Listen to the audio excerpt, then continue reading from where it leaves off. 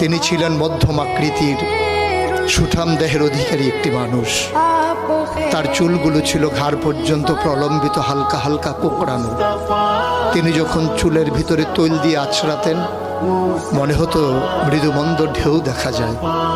তার কপাল ছিল চওড়া, ভ্রুগুলো ছিল জোড়া ভ্রু, ধনুকের মতো বাঁকা।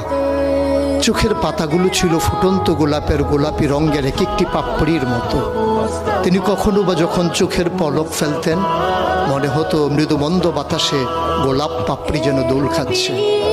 তার চোখের সাদা অংশ ছিল রক্তিমাভ সাদা, কালো অংশ ছিল কৃষ্ণ কালো।